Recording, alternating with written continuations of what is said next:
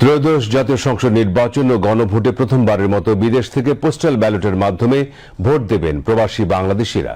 নির্বাচন কমিশন ইসির তথ্য অনুযায়ী পোস্টাল ভোট বিডি অ্যাপের মাধ্যমে আজ বেলা 11:30 পর্যন্ত মোট 70,660 জন প্রবাসী ভোটার নিবন্ধন করেছেন।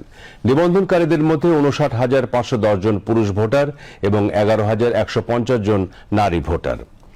দেশভিত্তিক নিবন্ধনের মধ্যে যুক্তরাষ্ট্রে 14,236 জন, দক্ষিণ কোরিয়ায় 9,075 জন, কানাডায় 7,087 জন, জাপানে 6,452 জন, অস্ট্রেলিয়ায় 6,027 জন এবং দক্ষিণ আফ্রিকায় 4,480 জন।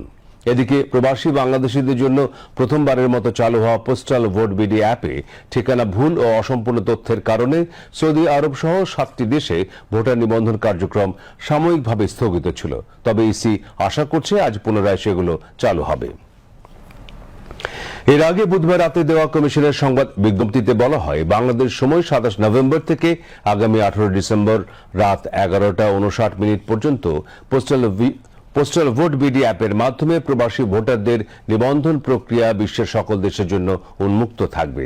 গত 18 নভেম্বর অ্যাপ উদ্বোধনের পর প্রবাসীদের 8টি অঞ্চলে ভাগ করে প্রত্যেক অঞ্চলকে 5 দিনের নির্দিষ্ট সময় বেঁধে দিয়ে নিবন্ধনের ব্যবস্থা ছিল। তবে পরে সেই সীমাবদ্ধতা তুলে নেওয়া হয়। ফলে আগামী 18 ডিসেম্বর পর্যন্ত বিশ্বের যে কোনো প্রান্ত থেকে যে কোনো সময় প্রবাসীরা নিবন্ধন করতে পারবেন।